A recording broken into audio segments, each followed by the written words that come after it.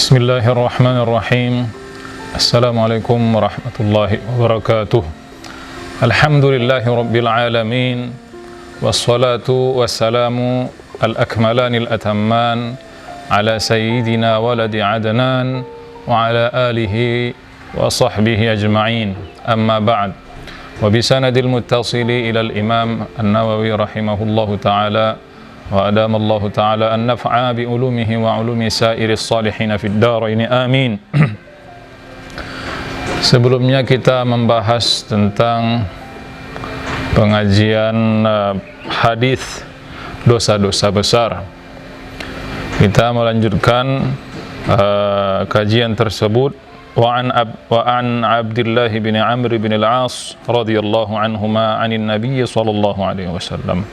Al-kabairu al-isyraku billah wa 'uququl walidain wa qatlun nafsi wal yaminul ghamus.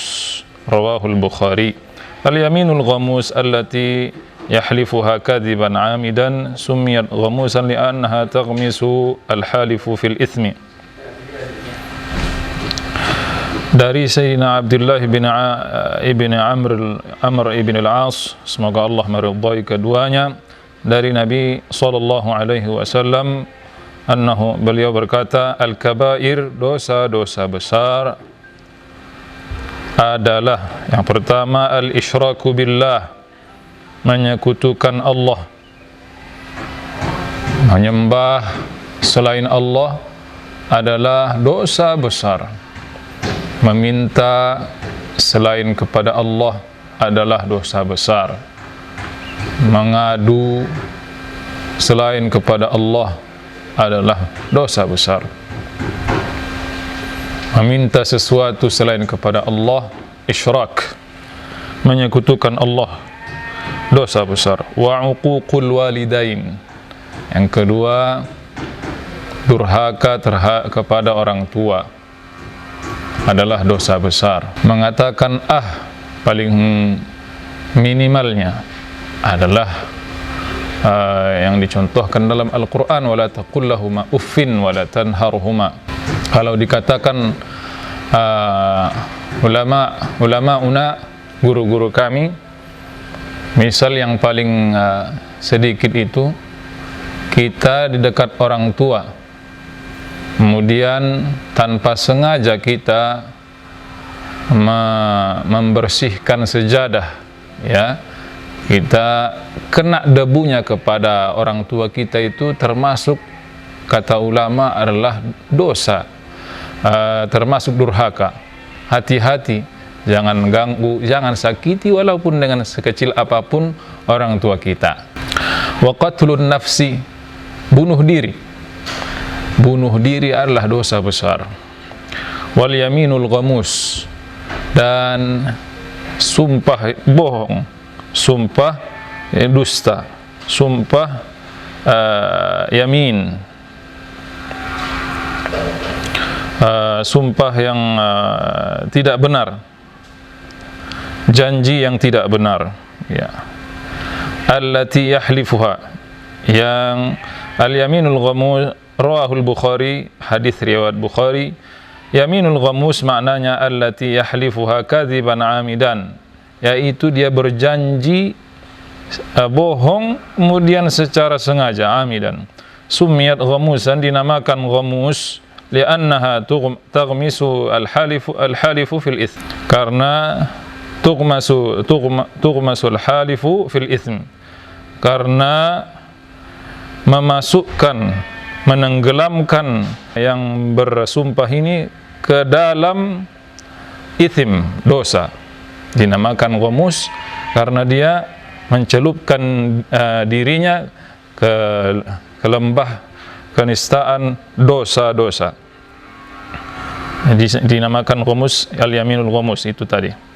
Wa anhu, dan diriwayatkan dari Sayyidina Abdullah bin Amr ibn al-As radhiyallahu anhuma, anna Rasulullah sallallahu alaihi wasallam qala, bahwa Rasulullah sallallahu alaihi wasallam juga bersabda, minal kabair, di antara dosa besar, syatmur rajuli walidayhi. Qalu ya Rasulullah, wa hal yashtumur rajulu walidayhi? Qala na'am, yasubbu abar rajuli fayasubbu abahu wa yasubbu ummahu fayasubbu ummahu, muttafaqun alaih. Wa fi riwayatin inna min akbaril kabair ay yal'ana ar-rajulu walidayhi. Qila ya Rasulullah kaifa yal'anu ar-rajulu walidayhi? Qala yasubbu abar rajuli fayasubbu abahu wa yasubbu ummahu fayasubbu ummahu. Ini sangat penting kita ketahui juga. Diriwayatkan dari as-sahabi Sayyidina Abdullah bin Amr bin al-As, semoga Allah meridhoinya, bahwa Rasulullah SAW bersabda, di antara dosa-dosa besar syatmur rajul walidayhi, dia mencaci maki orang tuanya. Qalu ya Rasulullah, lalu sahabat bertanya, wahai Rasulullah, memang ada orang yang mencaci maki orang tuanya, ayah ibundanya? Jawab Rasulullah, qala na'am, iya ada. Yasubbu, bagaimana itu? Yasubbur rajulu yasubbu abar rajul. Caranya begini, dia mencaci maki abar rajul, ayah seseorang, orang tua seseorang. Fayasubbu abahu, maka nanti karena kita mencaci maki orang tua orang lain itu, bapak orang lain itu, dia otomatis akan jawab nanti, bapak lu juga begitu, ayah kamu juga. Fayasubbu abahu, otomatis kita telah mencaci maki orang tua kita. Wa yasubbu ummahu fayasubbu ummahu, dia wa yasubbu ummahu atau ummar rajul, atau dia mencaci maki ibu orang lain, ibu seseorang. Fayasubbu ummahu, maka karena kita caci orang tua, ibu orang lain ini, ibu seseorang, dia jawab lagi, karena dia balas tentunya. Karena kita caci maki orang tua, ibu orang lain, dia pun caci maki ibu kita. Mak kau begini, kau bilang sama orang, tentu juga dia akan balas. Hati-hati dengan perkataan ini. Jangan sesekali, kata Rasulullah sallallahu alaihi wasallam, kita melakukan hal yang tersebut karena dosa besar. Di antara dosa besar mencaci maki orang tua. Ini secara tidak langsung. Kalau secara langsung mimbabil aula, lebih besar lagi pahalanya. Itu memang orang yang tidak waras lagi kalau ada orang yang mencaci maki orang tuanya secara langsung. Wa fi riwayatin, dalam riwayat yang lain, inna min akbaril kabair, sesungguhnya dari dosa yang paling besar, ayyal'ana ar-rajulu walidayhi, bahwa seseorang itu mengutuk, melaknat orang tuanya. Qila ya Rasulullah, lalu Rasulullah sallallahu alaihi wasallam ditanya, sahabat bertanya, wahai Rasulullah, kaifa yal'anu ar-rajulu walidayhi, bagaimana bisa seorang anak mengutuk, melaknat orang tuanya? Qala, jawab Rasulullah, yasubbu abar rajul. Dengan sama dengan hal yang tadi, dia mencaci maki